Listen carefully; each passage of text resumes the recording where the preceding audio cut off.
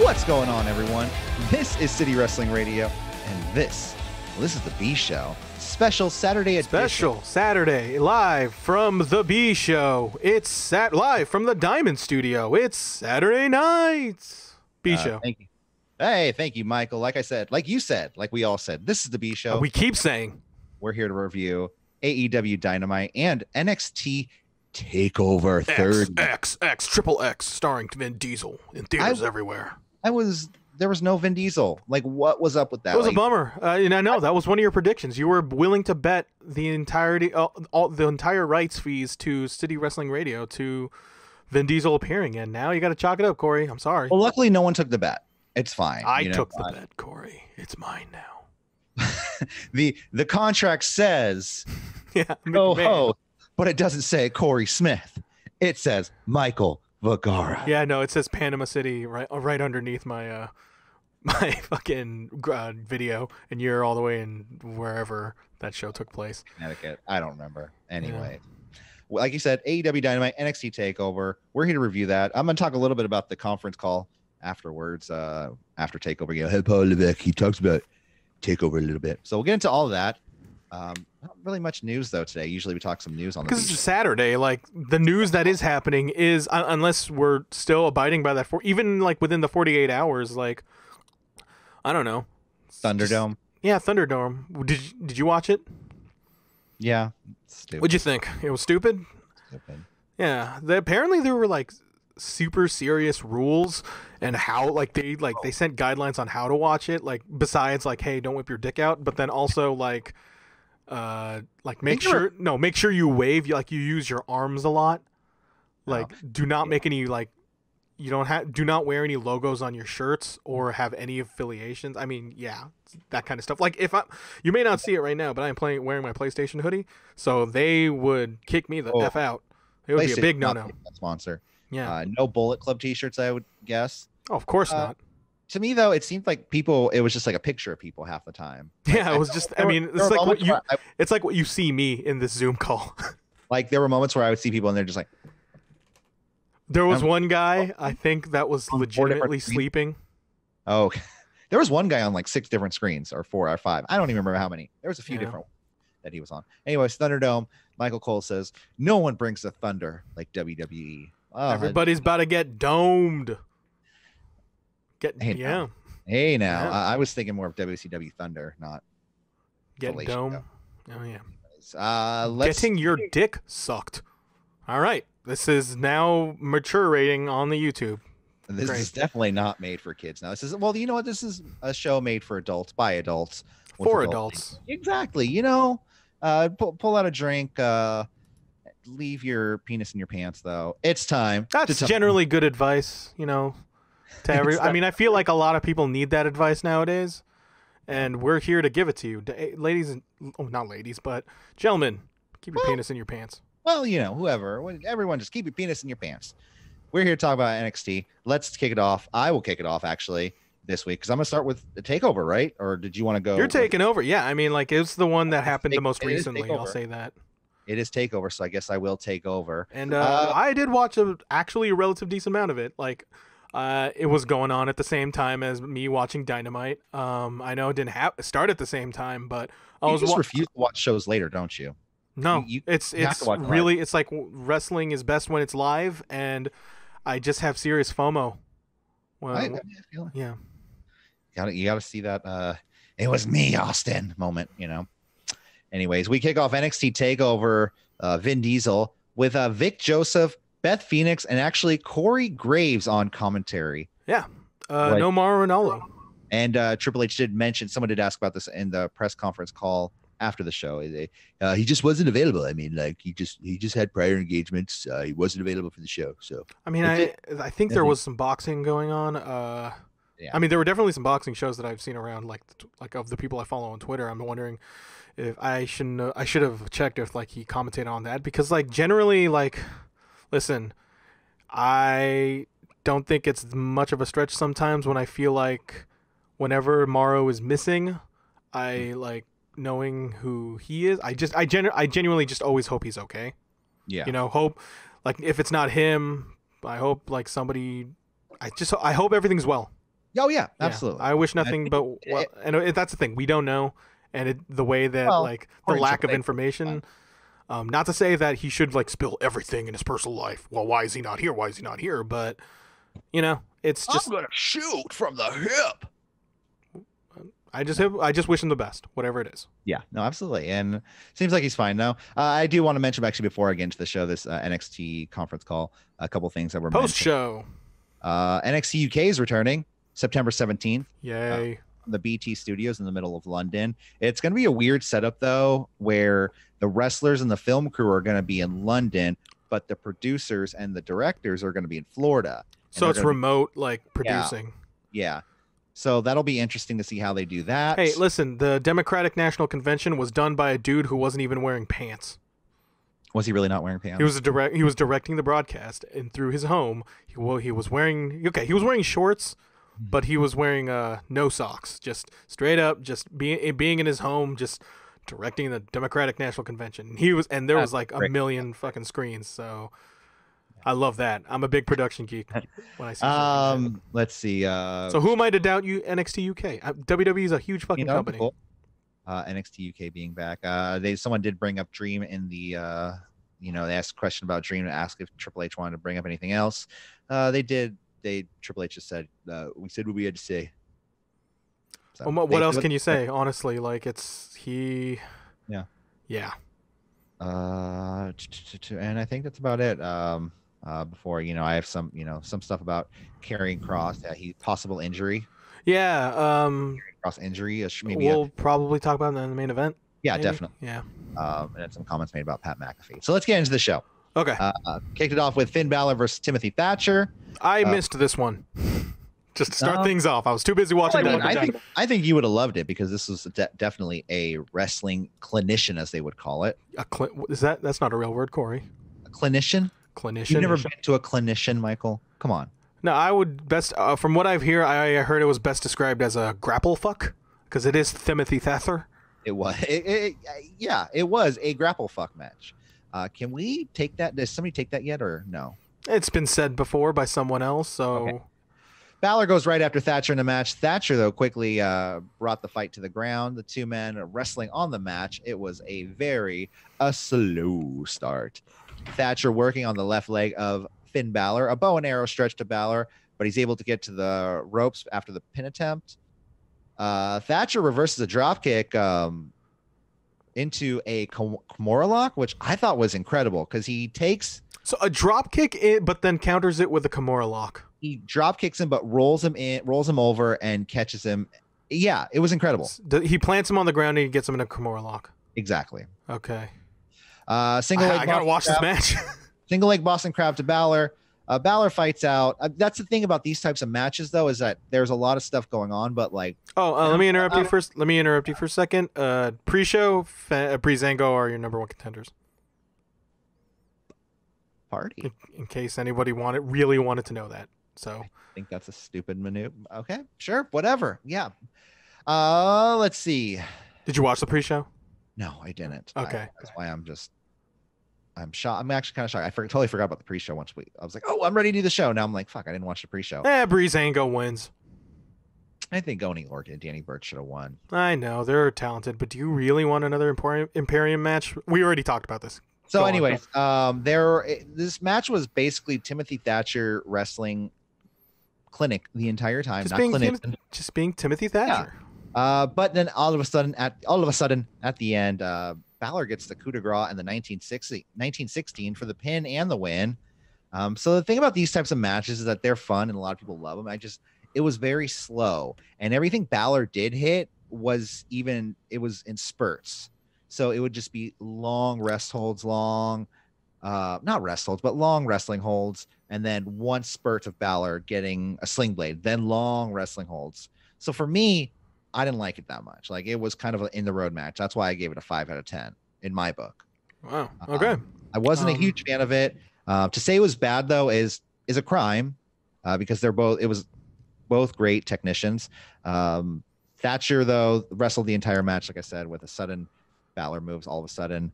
And I was hoping for a battle of like speeds versus like a slow methodical style, like more into it. But I don't know. It just seemed like they There was a Styles clash. Really get into. No, I would like the Styles clash. They just didn't get fully into it. Like they never really got. They lacked chemistry. Yeah, they never got going to me. Okay. That's what I thought personally. Then we kicked it off with. Then we go to Keith Lee and Mia Yim. They're showing up to the arena. Bayley and Sasha are ringside. And I thought the one thing that was really funny about that post NXT call, Triple H mentioned how Bayley and Sasha, I guess, call Triple H every single time there's a takeover or NXT filming to try to get on NXT again. You mean just to be on the audience and just like, hey, can we go to Full Sail? I guess they say, hey, do you want us to be in the audience? Hey, do you want us to work? Hey, what can we do? What can we do? And apparently they're just willing to do anything for the show. They're just bored. They're just like, quarantine has just got us insane. Like I just want to do something. And but hey, you know what?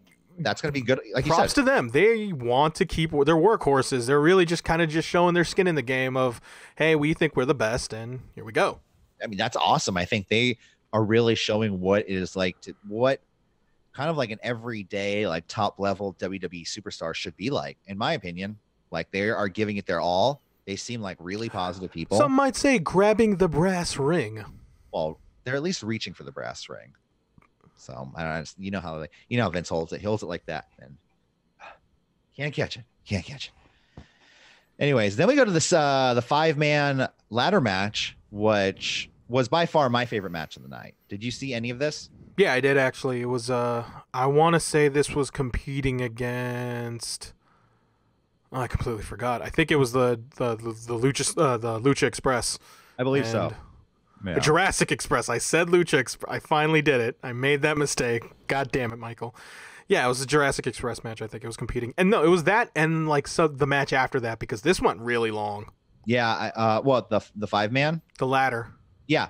Oh no, definitely. Yeah, the 5-man ladder. It was a great match though. Bronson Reed though, to note his apparel though tonight was based or inspired by Bam Bam Bigelow, which I just loved.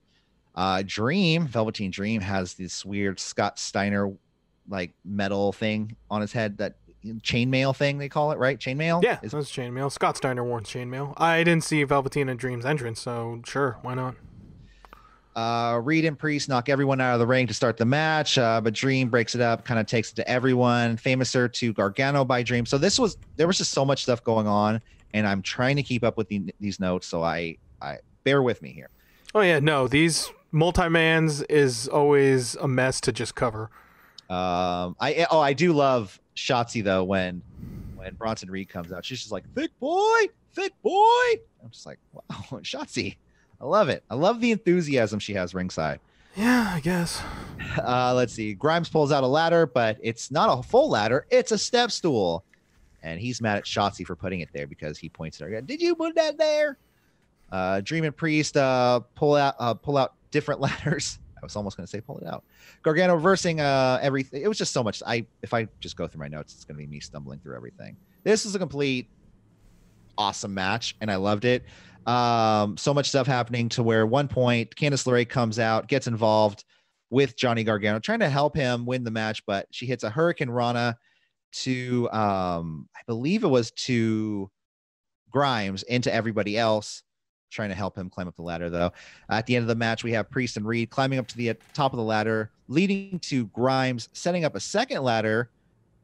Dreams knocks Grimes off the ladder set up on the rope, and that's when Gargano hits this scary looking spot to, I believe it was Grimes, where he was trying to do a sunset flip off of the side ladder to Grimes onto the ladder. A sunset flip powerbomb. Yeah.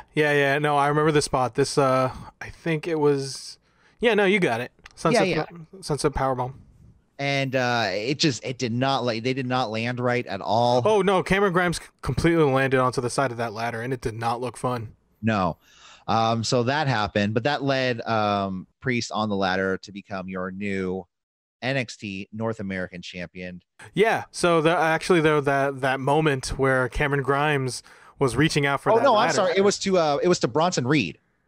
It was to Okay. Bronson Reed. Yeah. Sorry, I just saw my. So there was a moment of the way that was shot where I legitimately thought Cameron Grimes is gonna fucking win this. He's reaching up to it, and the way it was shot, where Damian Priest's hand and his whole entire body just kind of rises up from that camera, and I thought that was really cool. But alas, I wanted Cameron Grimes to win. But if it's Damian Priest, sure, why not? I like Damian Priest. He's mad underrated. Yeah. He's pretty talented. But Cameron Grimes, you would have been man. Cameron Grimes. Dude, okay, come on. Damian Priest would have been mad over in like 1999, 2000. Like everyone would have loved. Like he would. I feel like I would debate he would have been over in 2000, like in the mid 2000s as well. That's when Mind Freak got huge. Whenever Evanescence "Bring Me Back to Life" was a hit song, it's bringing me back to life thinking about it. There you go. This match for me was a 7 out of 10. This is my favorite match of the night. It was. Oh man, fun. What does that say about the overall pay-per-view? We'll get to the end. This was a fun AF match, as I wrote down. The only problem I had. Okay, Nick Jackson. The only problem I had with it is that I might. Or Matt Jackson. That's Matt Jackson's stick. It went just a tad too long. The match. It was 2 Dynamite matches long. Or segments. And also, every time they hit a ladder spot, I don't know. I've never noticed this before, but you can see when everyone was kind of helping out. Like you would see moments where Bronson Reed would be the base for a ladder so somebody else can climb up to the top. It's a big base to work with. I don't blame him. No, absolutely. But I've never noticed that before. And maybe it was because there was fans in the arena and I just wasn't paying attention as closely. But now I'm seeing it and I'm kind of like, oh, okay. So. Pretty good though. Damian Priest, you could do worse. Yeah. I don't like saying that. Like I feel like that's not a good barometer for anybody, but that's really, hey, at least it's not Dream. It's not. At least it's not. I don't know. I think Dream Gargano. seems. Yeah, Gargano. I feel like him getting that title would be a little bit redundant. He's a bit. I think he's a. I think it's a bit below him. Dude, they were showing NXT Takeover matches on the YouTube. On WWE's YouTube channel. I watched Gargano Cole again, and let me repeat. Yeah, 2 out of 3 falls. I was in that room when I was in your room when we were watching that. You remember my reactions. Oh my god!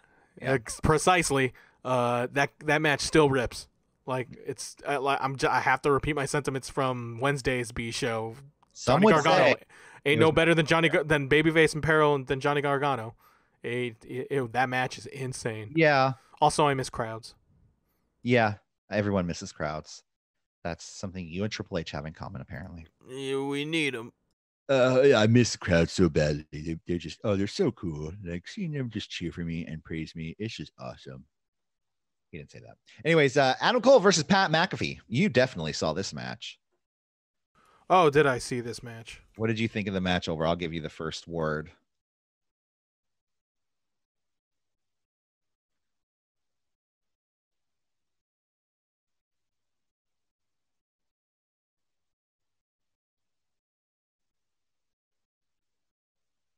Mm-hmm. Oh, sorry. There was a bit of a pause there. I accidentally muted my mic, so let me say that again. Pat McAfee, he blew my expectations away. He does a mean kick. He does a mean backflip. That superplex to Adam Cole is just, man. Yeah, no, the guy is definitely one of the most athletic guys around. Like he's doing stuff that he's probably a lot more athletic than some of the guys on the NXT roster. Hey, no, they don't let anybody play in the NFL. So, well, and absolutely. Definitely, I agree with that. So it takes a level of athletic aptitude to make it in there. So to say that he has no athletic bone in his body would be just outright wrong. Yeah. Oh yeah, absolutely. So Cole, when he comes out to the ring, he sends Undisputed Era to the back of the backstage.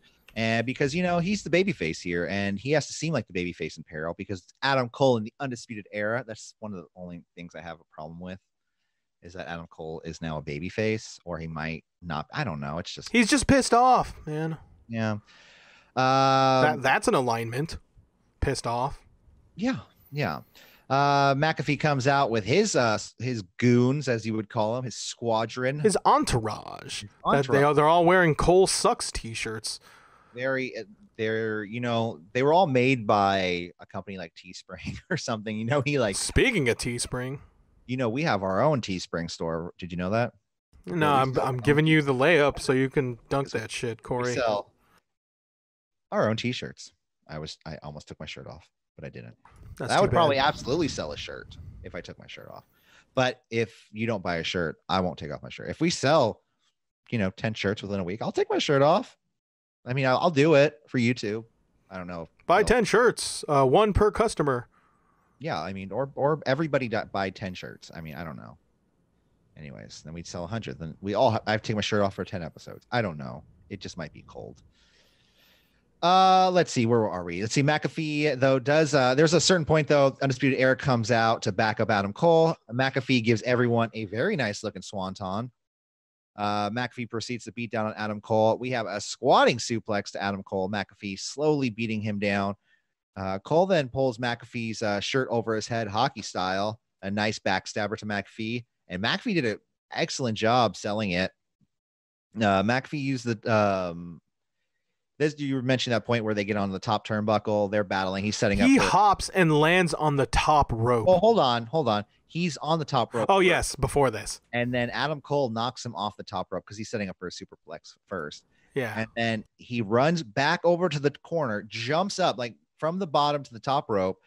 From the ring mat to the top rope, and completely just lands the superplex right afterwards. It's crazy. Like that's not something you would see out of a lot of like really trained wrestlers. You know what I'm saying?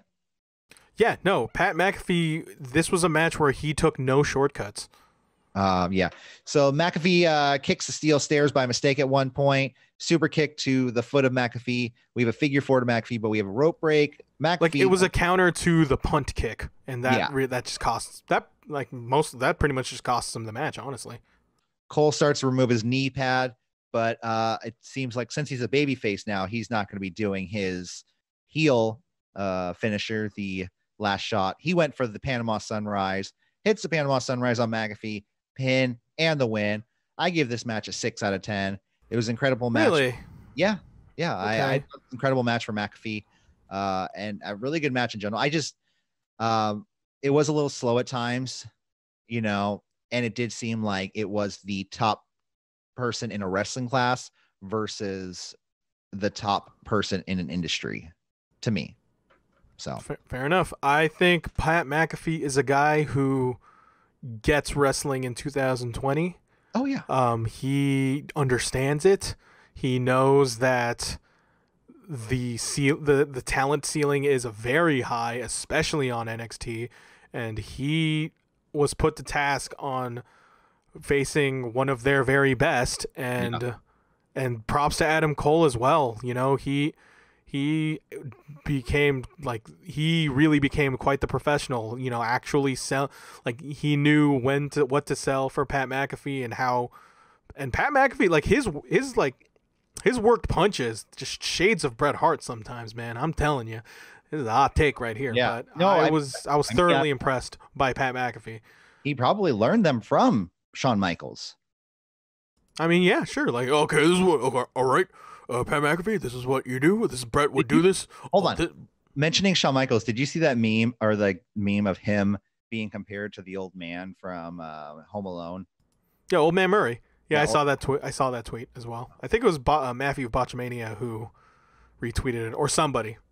Yeah, that was great though. Wrestling Twitter got around. Follow us at CWR415, where we retweet things just like that to entertain you through sometimes hard to get through days. But we're your little ray of sunshine. This match, the Pat McAfee versus Adam Cole, was a ray of sunshine. I give it an 8 out of 10. Oh wow, that's very high. That's high. No, I was thoroughly impressed. I could not. Well, impressed. I I can't argue with your score. That's your score. So, yeah, 8 out of 10. That's a good score. I might even say it's the match of the night. Wow, I would say it was the second match of the night. I think it was the second match of the night, in my opinion. Well, it tied for second match, at least in my opinion. Then we get Dakota Kai versus Io Shirai. The two women go at it. Io almost hurt herself off a somersault attempt, just doing a somersault in the middle of the ring. She almost tripped and fell and slipped. Kai throws Shirai into the ring post. Try saying that 10 times. They go back and forth exchanging maneuvers. Kai trying to get Io on the ground. Kai then trying to do a sunset flip powerbomb into Io, but she reverses into a double stomp. Scorpion kick to Io. Kai misses the charging haluva kick. Io then starts to run wild on Kai with two running double knees, trio woe double stomp. A go to kick Io, but she kicks out and she gets to the rope. I'm sorry. Ref is knocked out with a haluva kick, German to Dakota Kai, moonsault, but the ref is out. Raquel Gonzalez gets in the ring, gives Io a choke slam, and pulls Kai on top of her, but only a 2 count. Moonsault to Kai, the pin and the win. It was all of a sudden. I would actually say this match was a 5 out of 10 in my opinion. It was a bit of a disappointment. I really didn't captivate my attention. I kept going back and forth because Dakota Kai, she's looking a lot better. I'm sorry. Dakota Kai is looking a lot better, but yeah, go on. But yeah, no, I had a lot of my expectations were relatively high on this one, mostly because of the good work Dakota Kai has been doing and how great Io Shirai just generally is all the time. But this just, I don't know, it just didn't click for me. Yeah. You know, it's I think it was just Dakota Kai working a WWE style. You know, I mean, just kind of slowing down Io Shirai. Yeah, no, definitely. Like in terms of just character work and just how she asserts herself into the ring, it was just kind of just bog standard WWE title defense sort of style. You know, where there's ref fuckery and now the muscle just takes out Io Shirai and then that backfires. Io Shirai just does stuff and she wins. Yeah, it just seemed more like a stepping stone rather than like one of the great defenses of Io Shirai's title run. Oh no, it definitely wasn't that. Like it seemed like it felt like a television match. It felt like there was a lot of walking around and trying to figure out what to do. But like I said, Kai has come a long way. Like they were mentioning in the storyline, being scared of Shayna Baszler. Yeah, that's true. They did. Like they brought it up, like how Dakota Kai was just a scared little girl. They're just trying to show how far she's come, like look at her, she's done a lot, huh guys? She's not winning the title, but she did a lot. Right? What big ears you have, what big eyes you have. Wow. The werewolf from the werewolf, the Little Red Riding Hood. Oh, okay, I didn't know what story it was. Anyways, let's move on, shall we, to our not our main event. I always forget you can't see my face. No, I can't. Not the main event, but it's Damian Priest's main event for the night. Damian Priest, he just won the title, the North American title to be exact.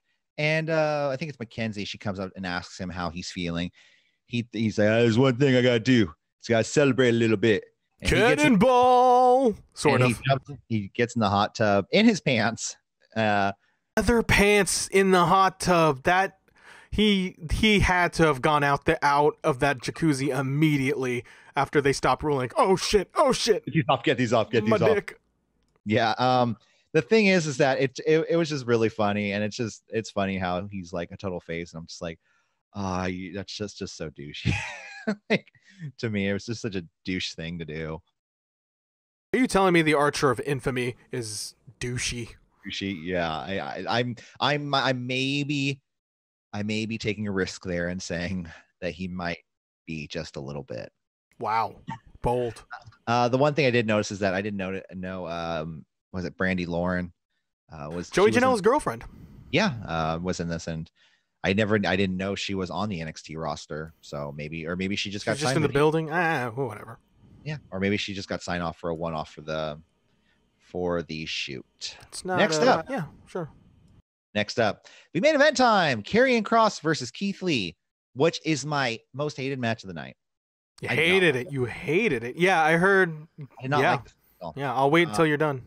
The video package, first off, we were talking about this last week. It's the same one they played on NXT earlier this week. Metallica's a TikTok. My favorite app is TikTok.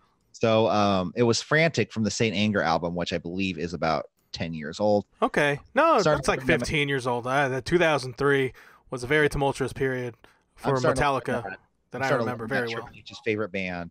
His two favorite bands are Motorhead and Metallica. Those are some dad-ass metal bands. What are some other metal bands that start in M? Motley Crue. Oh, Motley Crue will be next. There Is it? I mean, I consider that more hair metal. It's still metal. It starts with an M and it's metal. He'll be into it. He'll be the triple M. Molly Hatchet. No, definitely not metal. Let's see. Lee goes right after Cross. Kind of sloppy back and forth strikes to get the match started. We get a crossbody to Cross, and they battle on the outside.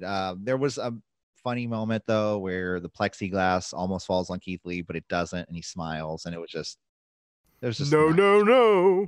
Yeah, it was just nice to see. Lee tries to deadlift powerbomb or one-arm powerbomb Cross at a certain point, but can barely get him up. And this match is dragging for me. Like, I cannot just get into it was a massive slog. All. It's just Keith Lee. It really just showed the limitations of Keith Lee, to be perfectly honest with you. I felt like it was more because here's the thing. No. It's more or less the limitations of Keith Lee combined with Karrion Kross working a WWE heel style. So it's just it's like two very slow style, because Keith Lee is somebody you work off of. And when you work a certain style that's not appealing to the audience towards Keith Lee, like you're not a pinball or you're like not working to the strengths of the storytelling of that match, you're just gonna lose the attention of what people expect out of an NXT Takeover main event. Again, watching Cole and Gargano, you are educating. I don't know whether or not them putting this match together is a re-education of the audience, but when that match from a year ago, also a fucking year ago, Corey. Once you've educated those people, and also it makes me feel like this is a type of match that would appeal to the 50+ crowd who would who have just a higher attention span, wants it to be a bit slower, wants it more storytelling focused, even no matter how boring the storytelling is or how much of a slog it is. And what else happened, Corey? Let's see. Cross hits Lee with a lariat. That happened. We have a Doomsday to Saito to Lee, but he kicks out. Cross jacket to Lee. The ref, though, there was a moment, and now I don't get this at all. He gets him in the cross jacket, and he is shaking his hand, Lee's hand, the ref is, for a good minute. And I'm like, dude, he's out. Like, by any wrestling rules ever, Lee is out, and that match should have been ended right there. But when he goes to lift his hand, that's when Keith Lee brings it up. Sure, whatever. It just felt like he's sitting there. It's three. You got until 3, man. You were given 3 chances. You were given 3 chances. He was shaking. He was like, Lee, and then he was like, I feel like this is a question to ask Jimmy Corderas. No matter what, you just lift it up. Like maybe he'll be conscious by it's within the self-interest. I don't know. I don't know. A man can only be found conscious if they lift his hand, or found unconscious, lift his hand 3 times. That's just medical law. And then just and by the 3rd time, and if it just hits it's just science. Spirit bomb to Cross, kick out after the 2 count, and Lee is absolutely shocked. The 2 battle on the top turnbuckle, and then we have a Doomsday Saito to Lee off the top turnbuckle. Hooray! Cross comes down on his shoulder. Oh. And I think this is the point where I think he separated. It's a possible separated shoulder. There is going to be an MRI happening in the next couple of days. So tough break, literally and figuratively. Yeah, like if he has to be out for a while. He's Finn Balor. That's pretty much actually who I thought of. And I thought that was a bullshit finish. Like, honestly. You mean the roll-up? It wasn't a roll-up. He pinned him. Oh. He pinned him. Okay. Never mind. I give this match a 4 out of 10. I did not like it at all. Okay, listen. I say this because I didn't watch this match. Okay. It was a slow match. Or it was slow. They didn't know what to do with one another. You can say I don't understand Haas matches, and that's fine. You can say that, and I'm talking to everybody out there. But I can respect Dijak versus Lee. I didn't like it, but I can. Dijak versus Lee is not a Haas match, dude. It's 2 huge guys trying to beat 180 pounders. But this is like at most. This all right, is more Haas match than that. Well, they are Haas's though. You can't say it's not a. Haas. Yeah, no, they're. I mean, Cross is I don't want to say Cross is muscular, but he kind of has like a thinner Randy Orton like frame to him. Yeah, definitely. I wouldn't consider him a thick boy. No. Like he's big, but he's not. That's how they big. played him up. You know what I mean? Oh yeah, no, he's definitely like foreboding and brooding. So I wouldn't necessarily say brooding. That guy just screams at your face. Huh. Yeah, But yeah, Karrion Kross is your new NXT champion. Yeah, and not a good match. Not a fan. Not a fan of that match, but we will see how. And the quick title turnaround for Keith Lee. I think Keith Lee should have held that title a lot longer. I think here's what you do in this situation. Karrion Kross, he's injured. He's gonna miss time. Give the title back to Keith Lee, and then have that loss. No. Have that loss define like him. Like he sort of has this chip on his shoulder. Like, I feel like I did not earn this. I feel like me losing to Karrion Kross but then having the title back to me after he's lost it. I feel like I have to prove myself. Like, see, that's a story. That's something that you can tell. That is a story that you can tell about Keith Lee, where he has to find a way to really earn back the respect out of the audience, because he lost the title, but he got it back just by lucky means. Like, you can have somebody like a Cameron Grimes say that, like, hey, like Karrion Kross, he beat you, but you have the title. You are a paper champ. Like, something like that. And then, like, that could be, this is a situation where I feel like you can turn this negative into a positive. And as far as Karrion Kross is concerned, it's a tough break. Seriously. Yeah. Well, if he is injured. If he is injured, if he's going to miss a significant amount of time. Yeah. But that is, I mean, he couldn't lift that shoulder. So it seemed like it was shades of Finn Balor. Like, I like your idea. The only thing I would add to that is have a tournament for Keith Lee's opponent for the title. So Keith Lee can at least somewhat earn it, but then always say, I was beaten. But he did. But why don't you just put Keith Lee in that tournament? Well, because I think if you're going to give it to him eventually, you should just have a tournament for his challenge. But he lost. Like, why is he the number one contender again? Is it because there's a rematch clause? Well, you were saying just give it to him, right? Yeah, I know. But then just give it to him. But then everyone's just gonna say that's bullshit. But then he has to fight his respect back for everybody, right? Oh yeah, then absolutely. Then afterwards, just always be like, I shouldn't have this title. I shouldn't be champion, but like before he relinquishes it, like you have William Regal, like, don't stop there, Keith Lee. Before you relinquish it, I'm gonna put you into a match, and his name is Cameron Grimes, because I want Cameron Grimes to have as many pushes as he needs. To the moon. Well, yeah, that was NXT Takeover 30, aka NXT Vin Diesel. You didn't like it? Overall, as a show, it was a cool show. Of the standard takeovers, like there's such a high standard for takeovers. Do you think this was up to snuff of that? No. I think some of the matches did. Like the ladder match definitely could have been on a reel in front of a crowd in Brooklyn. Absolutely. I think even the Dakota Kai, Io Shirai match was that could have been great in front of a crowd. Yeah, it was a little bit disappointing. There were some moments where in the main event, I'm glad I saved Dynamite for afterwards, because I needed a pick-me-up of like good character work. Like, these people in NXT are really good, like, wrestling characters. Like, NXT to me is seeming more and more like WCW to me as a child, when I was a kid watching WCW. You think NXT is more like WCW? Yeah, and this is why. Because I watch it and it's a lot of really, really good wrestling, but then sometimes there's this lack of character work and lack of storylines. Whereas AEW Dynamite to me feels more of like Raw is War, where there's just all these different storylines going on and it keeps you entertained no matter what. It's just boom, boom, boom, boom, storyline. Like Eddie Kingston, this, that over here, just like, whoa, there's so much going on that I'm entertained constantly. Whereas NXT, I'm like, yeah, it was really good wrestling, but like, I think you're differentiating these two shows between like the pacing of it, of how developed these are, because I feel like Dynamite, every week they always seem to introduce a new storyline, while NXT seems to keep on continuing a storyline. And while Dynamite, this week they're continuing certain storylines, we saw a lot of new stuff as well, because like Saturday, like like the way this show, like Dynamite's show felt, it felt special. Yeah. Because this, I mean, based on what happened in that show, but yeah, I agree with you, in a sense that like sometimes AEW, like, and I've always had a problem with this, let the musicians play their own music.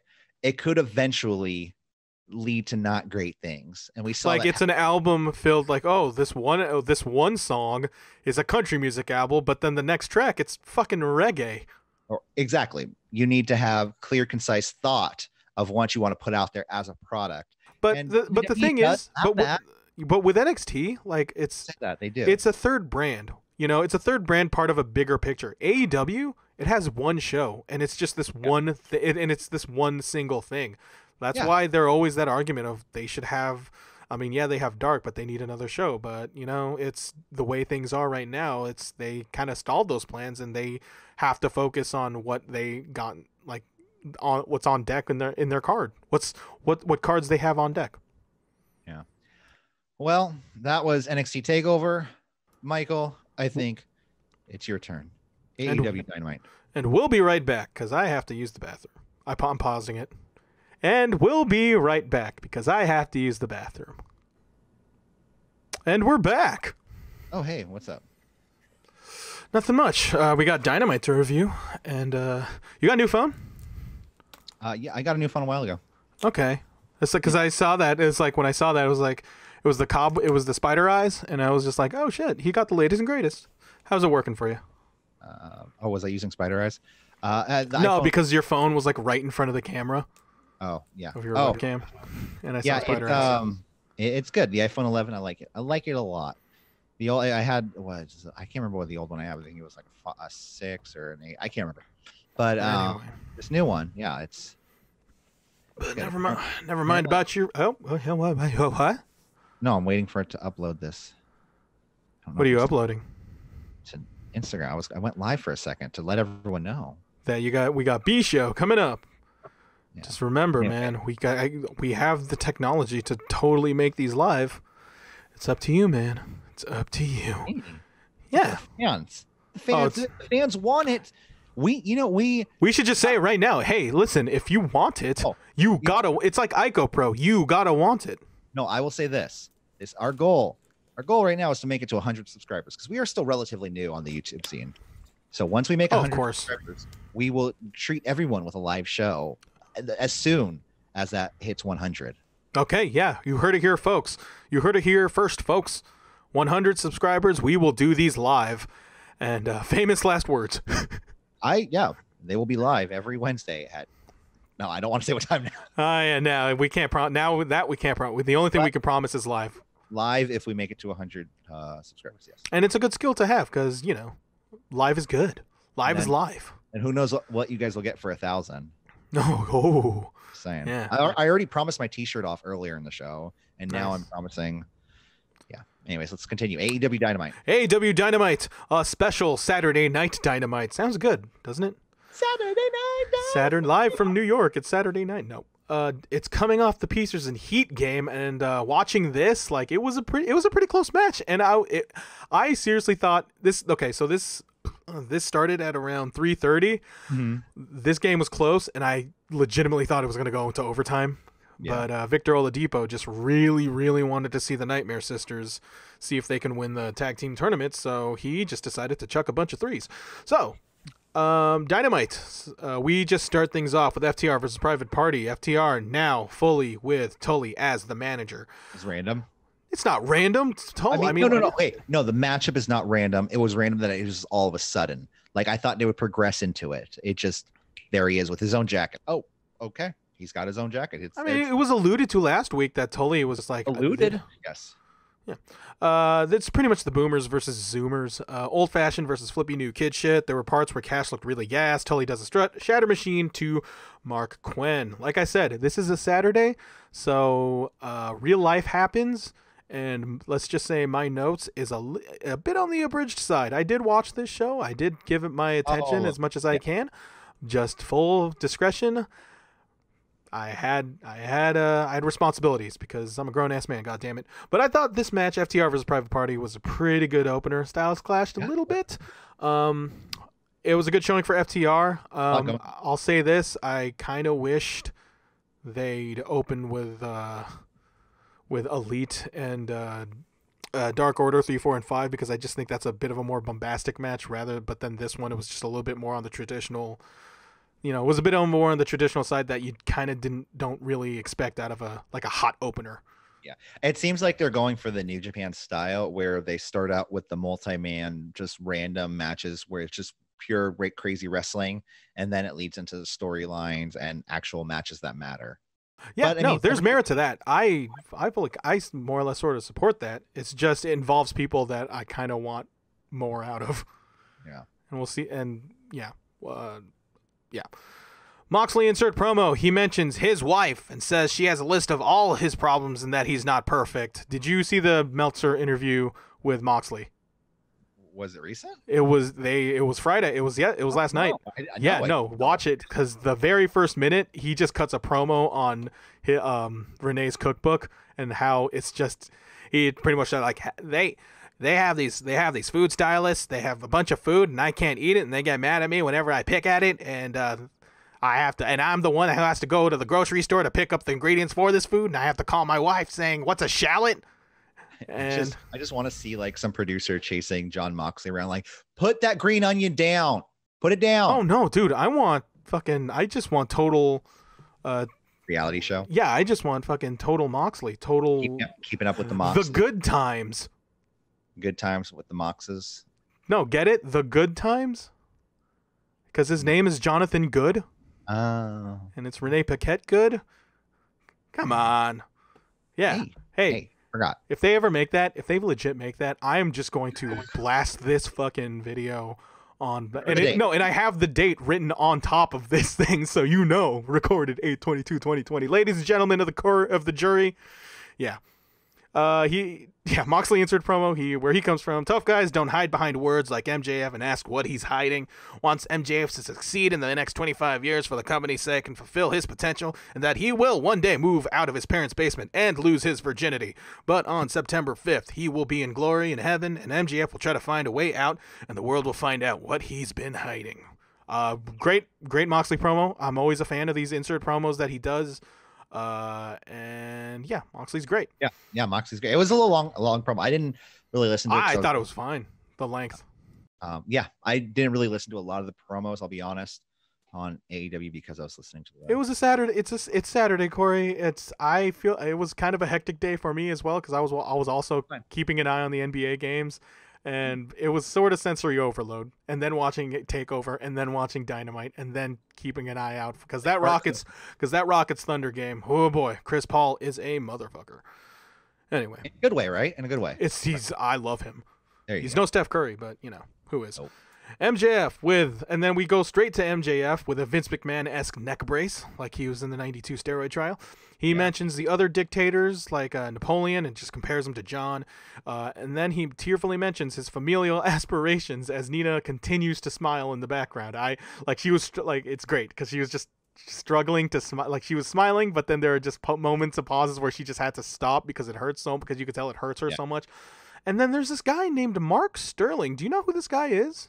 No idea. So he plays the attorney of MJF, and he says the paradigm shift is deadly, then puts up a petition to ban the paradigm shift and claims that 5 million people signed it, which is great. They'll send it to Mox, and that the ball is his name?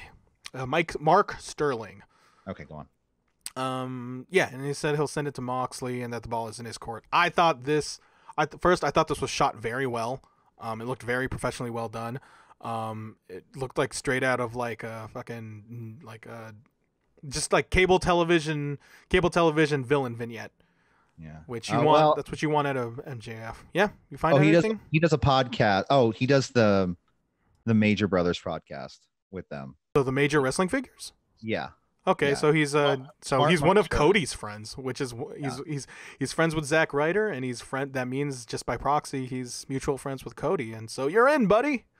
Yeah, and he has T-shirts. Are they nice? That are they're very lawyery, like the law offices of Mark Sterling and Better. He's probably like a real lawyer, and he's just kind of hamming it up. Yeah, maybe. He's podcaster, manager. Oh yeah, lawyer. Editor. Yeah, he's Matt Stryker in that sort of sense, where he really wants to let you know that he was a teacher. But yeah, this was great. Lucha Brothers and Butcher and Blade versus Jurassic Express and Nightmare Collective or Collection? Collective, right? Wait, who? What? Nightmare Collective. Is that what they're called? I think that we've seen. I can't remember. I can't remember either. Luchasaurus kicks dudes as Jungle Boy throws himself at everybody. Butcher does a Shining Wizard. How has there not been a Jungle Boy and Rey Fenix match? That is a match. Yeah.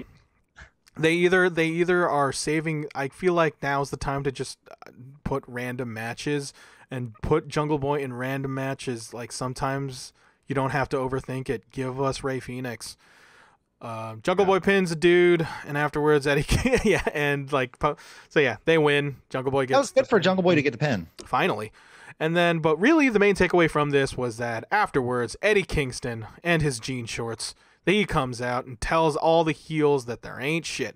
They start arguing with one another. Butcher and Blade. Yeah. Butcher and Blade, they're heels, but then there's also like, they're like the Lucha. They're like the Lucha House Party on SmackDown. But heels. Yeah. He's pretty much bringing Butcher and Blade and Lucha Brothers as a group, and I can't wait. I'm super curious what Eddie Well, the thing is, and the main caveat is, you see, and I think I sent you this picture, you see Eddie Kingston stare at the camera and just wink. And, he's going to use them to get what he wants. That's what it is. And it's probably going to be a swerve, and Eddie Kingston will probably end. That's the thing I thought about this. Like, is he just going to pair himself up with Proud and Powerful, but then they're with Inner Circle, so does that mean Eddie Kingston's part of Inner Circle? And I just think there's too many members of Inner Circle unless they ditch the fuck out of Hager, which I would love. They don't necessarily have to get them in the Inner Circle. That could just be like, hey, this is our friend Eddie, and then they're like, in association, how MJF and Chris Jericho are buddies.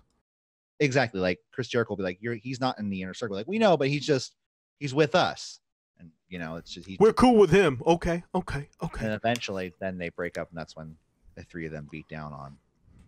Jericho. I don't know. Whatever. But yeah, I love seeing Eddie Kingston, and he was great in this segment.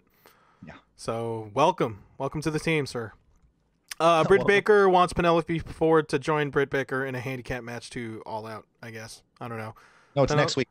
Oh, it's next week? Okay. Penelope Ford looked great. Yes, she does.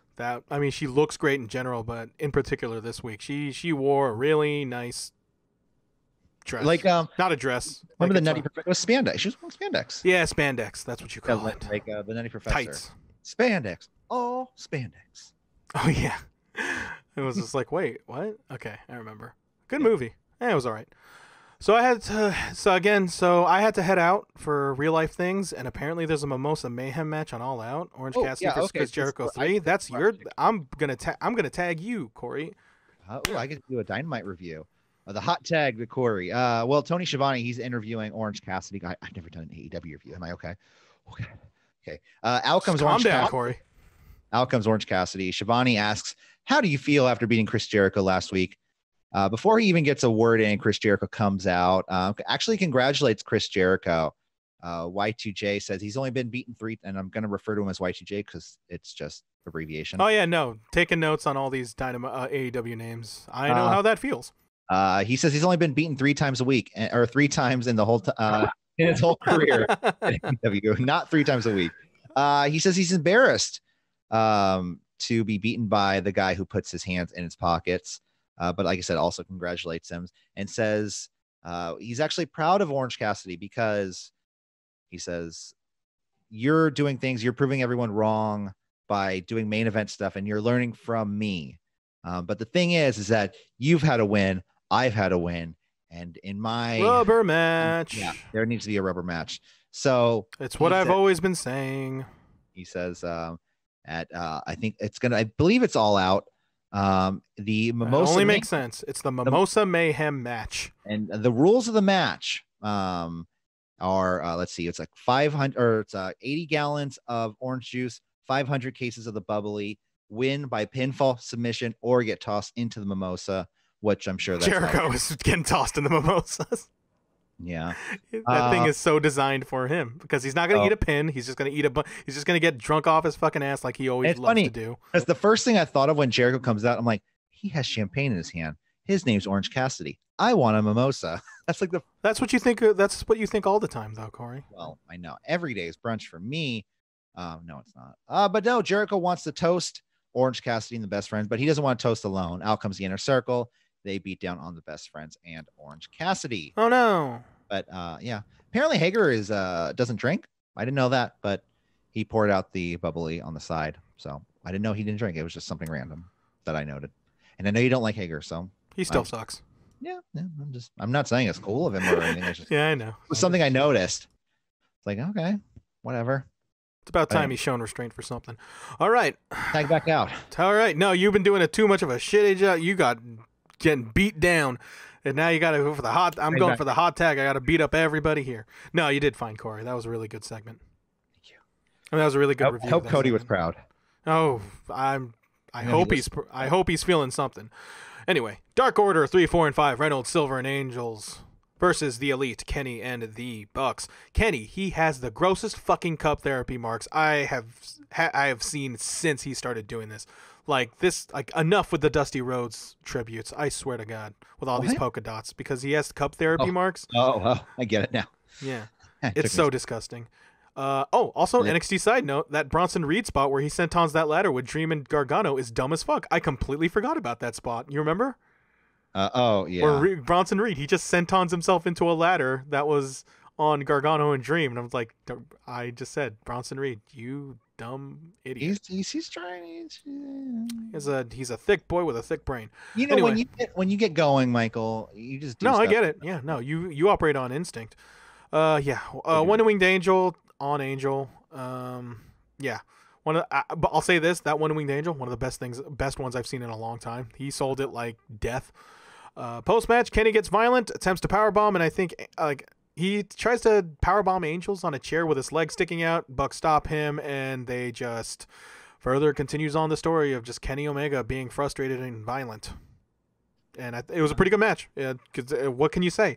I'll say this though, like I am just about done with Kenny Omega being in multi-mans. I want him to blossom on his own now. I feel like it's a bit. We're getting there. Yeah, it's gonna happen soon. Yeah, I hope it happens at All Out. I hope the starting is at All Out. I'm sorry. All Out's 3 weeks away, right? September 5th. It's getting there. Yeah. I'm not looking at a calendar, but 2 weeks away. Yeah. Jesus Look at it, Corey. Give me a good. Okay. I can't look at you. Yeah. FTR and Tully are with Alex Marvez saying they are on the path to the tag match at All Out, and they're pretty much and then Adam Page comes out like, "Oh, what are you doing here, man? I like the Rock and Roll Express, man. What the hell?" Yeah, and they pretty much explained to him at Adam Page why they did what they did last week to Rock and Roll Express, as you said, and did it for the success of Page and FTR. I really like this. It again, like this and the MJF thing, it was a well shot. Like some cable television storyline intrigue that I thought served whatever they got going pretty well. But throw that no invisible camera rule outside the window, man, because that has just been made irrelevant now.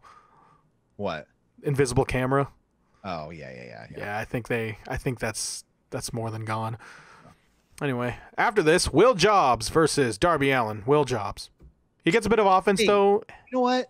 Oh, no. Let me finish. He gets a bit of offense in, though, as Taz shit talks Darby, but he gets the, Will Hobbs loses. That's pretty much it. He's on Dynamite, though. I mean, it was Dynamite debut, but getting the L. He's working every week for Dynamite, and he's there, and I think that's incredible. Hey, he's getting that bread. And maybe I'm biased because he wrestles locally, and I want to support everybody, especially more of course locally. But he looks great, and he's in pretty much every episode of Dark the past how many weeks, So, he's an institution there. And the more people we see from Northern California, especially from out of all pro wrestling, people got to work, Yeah, absolutely. So. But the main takeaway, post-match, Taz gets the mic from the commentary table and announces the newest member of Team Taz. And funny as it, his name is Darby Allin as well. And then out comes Ricky Starks, with the face paint and does Iron Man has joined Taz and Brian Cage. He's coming. He's back and he's better than ever.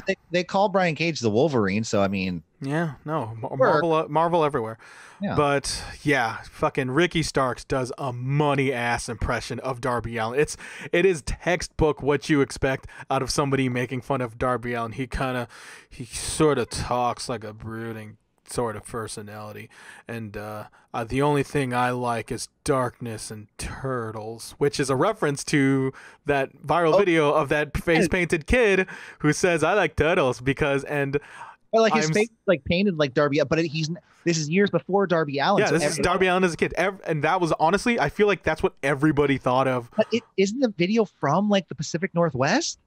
Oh, I think it's from Portland. You're bringing some deep conspiracies right here, man. Oh, not conspiracies, like deep lore stuff. Man, I'm just saying. Oh yeah, no, I don't doubt this. Like you've said crazier things before. The kid just looks at me. I'm half dead on the inside. I like turtles. They cut that out. They cut out the half dead part. So yeah, he references turtles, and I love Ricky Starks. Ricky Starks is fucking money. Yeah, as he does this, Brian Cage attacks Darby from behind. Starks calls him a joke and a clown, and he's so I'm beginning to think Ricky Starks versus Darby Allin. Looking forward to it. Yeah. You don't want Ricky Starks to lose. Darby Allin just keeps going like this. Like it just seems like he gets a little bit of a push and then they stop his push. He gets a little bit of a push and then they stop his push. I think this is a feud where they're giving Darby Allin the win, though. Yeah, and I think Ricky Starks is going to be fine off that loss because he's pretty new. I really like Ricky Starks. Ricky Starks, I feel like, is going to be one of those. He's going to be he's going to be a foundation sooner than later. He is so comfortable with himself because if you see him on, have you seen him on NWA? No, Being the Elite. Ooh, just a brief appearance. He's not. I have not. Is he? Where is he? Is he in the Is he in the Spanglish? No. Segments because I have to admit I kind of skip those. He's not. Okay. He's in a segment I think with Kip Sabian and somebody else where they do like a handshake maneuver or something. Was this week? Because I haven't watched BTE this week. Anyways, I believe it was this week. But yeah, he's really good in it, and just his mannerisms are just funny. Like also, can I talk to you about? Okay, keep going. Anyways, yeah, no, his just mannerisms are great on the show. He's just pure comedic gold, and it translates here that where he was beating down on Darby and just saying, "I don't need this face paint. I don't need this to beat you." He's just great. Yeah. Being the Elite though, while I'm at it, like, did you listen to Observer Radio? Like, do you ever notice like how Dave kind of just gets real giddy about BTE, and Alvarez does not care less about it? Okay. It's crazy. Yep. A Dark Order. Yeah. No, you're Brian. I'm Dave. Okay, no. So BTE, it happened. This thing happened. You had Nick Jackson right here, and then he makes this one joke, and it's a reference to this joke last week. But then it was so funny, and then he does this one thing, and then and then Nick Jackson, he was talking about he was being Christian AF, and yeah.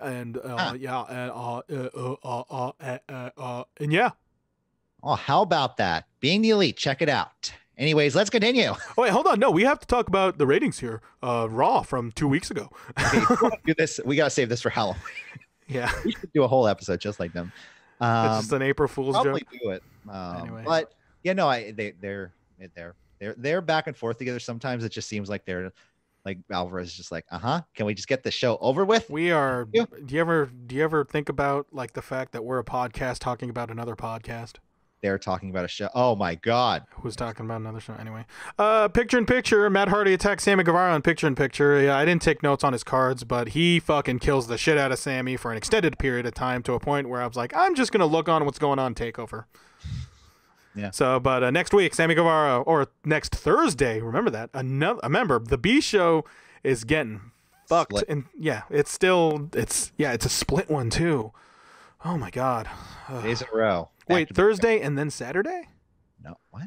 No, it's split. It's a 1 hour Thursday. No, I want to know now. No, next week there's NXT I think on Wednesday. Okay. So we will be back Wednesday night. Okay. And then AEW Dynamite is on Thursday. So we will also be back on Thursday. But night. Is that 1 hour? What is it I hear about 1 hour? No, there's no 1 hour episode. Okay. I mean, I thought there was something where that was supposed to be like this week where there was a 1 hour this weekend. I'm going to look it up. Continue. Okay. So yeah, Matt Hardy kills Sammy Guevara next week. Oh, Thursday. They tables match. And then we get an insert video package of the NWA Women's Champion, Thunder Rosa, and she challenges Shida at All Out. Rosa trained at Gold Rush Pro Wrestling in the Bay Area. She's actually a really nice person. A supporter of the show in the past. Did she do This is Thunder Rosa? You listen to City Wrestling Radio? No, because I didn't ask her for one. But she's too good for it, huh? Fuck her. She was a very nice No, Thunder Rosa. I'm sure you're a really cool person. She's liked and shared some of our stuff in the past. So. Oh, really? Yes. Hell yes, Thunder Rosa. I hope you beat the shit out of Shida.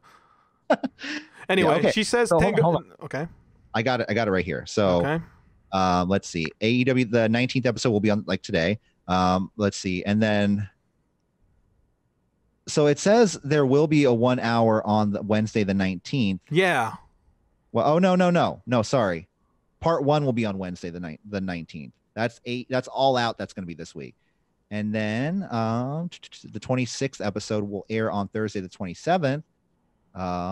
Wait, the 26th. So they're taping on the 26th and airing it on the 27th. September 19th. Here's what you were asking about. There will be a special 1 hour episode of Dynamite immediately following the NBA playoffs. Then also the full 2 hour episode will be the next night on Thursday, the 17th. Man, I don't know. I'll probably watch the day after just to get a complete show. Yeah, sure. I don't know. But then also it breaks my rule in terms of this is I believe a conversation we can have off the air. No, I want a full complete transparency with our audience. Come on now. Let's continue with AEW time. Yeah, okay. Thunder Rosa, she says, "Tengo un campeonato." Did I get that right, Jose? She's no, great. You're not here. Okay. She's great. I love Thunder Rosa. She's great on that mic. Yeah. Women's Tag Team Tournament Finals. Nightmare Sisters, Brandy and Allie versus Diamante and Ivelisse. Ivelisse pins Allie to win the tournament. I was too busy watching NXT Takeover to care about this. I was so happy they won. I didn't watch the full match, but it was. And I'm sorry for the people who would say, "Oh, you're not paying attention enough to the women." Like, man, it's fine. No, but man, do you really want me to watch Diamante and Ivelisse and the Nightmare Sisters? So. Like, I'm sorry. It was a good way to apologies in advance. They didn't pick the Nightmare Sisters to win, and kind of just like force them down our throats as a team. And I think that's awesome. One nice thing in the post match was Ivelisse and Diamante. They were given flowers. They threw that shit on the ground and they presented their Cuban flags in celebration of. One was Cuban. One was a Cuban flag. Oh, I'm sorry. Yeah, sorry about that. One was Puerto Rican and one Cuban. But they are similar shapes but different colors. Yeah, sorry about that. That'll probably offend somebody, but apologies. I offend people every day when I'm driving, but nonetheless. That explains your rating. Ivelisse and Diamante, I hope they get a push, and I hope they continue as a tag team. They're doing it for for the cause and for their family and for their people. True. And I think that's it. It's just cool to see two Latina women win the tournament. You know, I still think Ivelisse is a bit more on the problematic side, but I mean, let's hope she smartens up. Yeah, you know, depression is real, Ivelisse. Yeah, tell me about it. I am. Yeah. That is not something you got to gloss over. Anyway, main event time. TNT Championship. Cody versus Mr. Brody Lee. Let me just go through this match. Cody starts off hot but pays for it as they walk and brawl, and then Lee just power bombs Cody to death and he fucking kills him. Clean pin. 1, 2, 3. What the fuck was this? This was amazing. Was it? Yes, because AEW has educated their viewers in that thinking that Cody Rhodes, son of Dusty, grandson of a plumber, wrestles all these big ass fucking matches, and I was expecting, okay, this is gonna be a Cody versus Brody Lee match, and then Brody Lee straight out the fucking gate kills Cody, wins the TNT Championship. By God, Brody Lee has just become a fucking force of nature again. And I thought this was amazing. Remember last week we heard spoilers for this, but the spoilers weren't necessarily correct. Fake, they were correct in the sense that we heard Brody Lee was going to win. So the fake spoilers were Eric Rowan basically coming out. Eric Rowan. And also the women's tournament also, I think. Yeah. That's good that they covered some stuff up. That's great. I love it. Keep doing that. Keep us on our toes. Well, continue. What happened after the match? No, we could. I mean, is this comments on the match? Because you can talk about. No, I know. I mean, the match itself. I mean, I think it's just. I think it's a breath of fresh air. You know, I think it's. Yeah. But it's just he wasn't. Brody Lee wasn't this dominant with everybody else. Why all of a sudden is he this most dominant force that can beat the guy who beat everybody? Well, the fact that it's unexpected was why I really liked it. Why though? Why was it unexpected? What happened? What caused Cody to just get beat down so easily? Well, when you listen to the commentary, they've said it for weeks now. How many times? And like they've alluded, how many fucking arms can Cody have to reach in keeping up the schedule of being an EVP? Defending the title every week and just having a little bit have a sense of complacency in this realm. And then you have somebody like Brody Lee who is hungrier than Cody, who's stronger than Cody, who's bigger than Cody, just fucking run the fucking table with this guy. It totally makes sense. I think Brody Lee is at his apex right now as we speak, and it was a really breath of fresh air for Dynamite to end on such a fucking unexpected squash match, because that's not what you expect. You expect a 20-minute Cody match and with all the bells and whistles that you expect, and then this happens. Like, this was exciting. I came off of this just like, holy shit. Look how long they had left in the show when the match started. They said it looked like about 20 minutes. Well, the thing is, my sense of timing was all out of whack, because this show, I think, was actually kind of strategic for the way it was, where they didn't have a hard, solid end point, because they were basing it off when the NBA playoffs when Pacers and Heat was gonna end. So it wasn't gonna like start at the top of the hour or even top of the half hour. So I didn't really get a sense of time. It felt like a longer show. Like, it felt more than 2 hours, and they kind of used that advantage to really like, okay, this is gonna be the end of it, but you see this. Like, if this match started at 5:55 or like 6:55, like, oh, this is gonna be okay. We're gonna see something quick. But then I didn't think of that, and it was hook, line, and sinker at that part, and it was just so good. It was so good. The end of the match afterwards with the Dark Order beating everyone down, dragging out Dustin, dragging out QT Marshall, even Brandy Rose getting beat down by what's her name, Kimberly? No, what's her name? Anna Jay. I'm sorry, I knew of something like. Yeah. So yeah, So and then Cody's being stretchered out, but gives a thumbs up just to know that he's fine. Like you said, Brody kills Arn and tosses Cody out of a stretcher with no family or friends in sight. But as I type it, QT Marshall and Dustin gets killed, and then Brandy tries to protect Cody, and then Brody Lee, he summons Anna Jay, which, oh man, Anna Jay. For a moment I thought, okay, Jesus Christ, Anna Jay. Excuse me while I thirst for a sec. Let me drink this water. For a moment there, I thought Brandy was going to join the Dark Order. That's stupid, and I'm glad that didn't happen. Well, I mean, is it stupid? Yes. Okay. I'm sorry, Corey. What else? Well, did you have anything else? Did you have anything more? Can you elaborate on that? Yeah, Brandy. I thought Brandy was going to lean over and start laughing and then just kind of kick her husband over. It would explain why she's been acting heelish lately. So, I mean, her acting heelish led to her loss. So who knows what she learned from that? But yeah, and then as we close the show, Brody spills the shattered silver belt all over Cody's corpse as this 5-hour Dynamite comes to an end. I thought this was a fantastic episode. I really liked it, and it felt really special. They used that Saturday to their advantage. Yeah.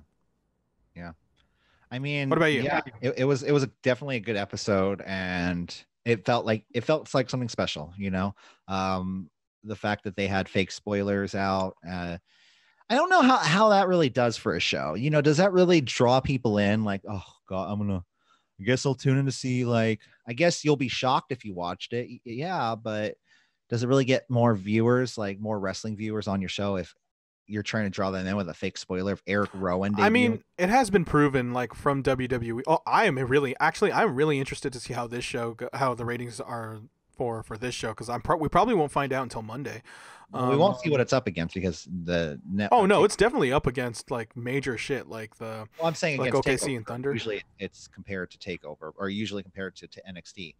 But since Takeover is on the network, they don't issue. Yeah, that's true. But then also just by itself, unopposed against wrestling, but it's also running against OKC versus the Rockets game and other competition. But yeah, we probably won't find out about that until next week. But that was a killer. I loved everything about that Brody Lee thing. Cody Rhodes, not your TNT champion. Your champion is Brody Lee. And I don't see it being defended every week anymore. Yeah, because he's a heel, and he's just like, no, unless he's like saying like, I'm the hot shit, assholes. You want to see shit? I'll do this. Unless there's some sort of thing in the contract of the TNT title, like it has to be defended I don't know. I'm looking at the TNT Drama Twitter account. Mr. Brody Lee is our champion. Okay. By the way, you didn't mention this when Eddie Kingston comes out earlier. He's trying to gather the Butcher and the Blade and the Lucha Brothers all together, and he goes, "Hey, TNT, they have drama. We don't need drama. It's fine. It's great. It's a great line. Love it. Like it, love it, gotta have it." So that was NXT Takeover. That was AEW Dynamite. I had a really good time, Corey. These should happen more on Saturday nights. You like the Saturday Night Dynamite, don't you? It just rolls off the tongue. They should honestly this should be like a good, like, hey, they really should like clash it. This had a very Clash of the Champions feeling to it. It's that those specials. Like, oh, we're gonna have this special television thing on Saturdays. I think this is where they should dip their toes. Like this is them dipping their toes in that market. Yeah, more or less. That's good. And also Takeover happened. It did. Yeah, and it's I still have energy. And we are stretching this show out. Oh, come on. Don't forget to like, share, and subscribe at CWR415, Facebook, Twitter, and Instagram. And I'm just going to cut it short here. We'll see you guys later. Bye. I have say on whether or not this thing gets cut short because I under the video and all this other stuff. And oh wait, I got to do the black.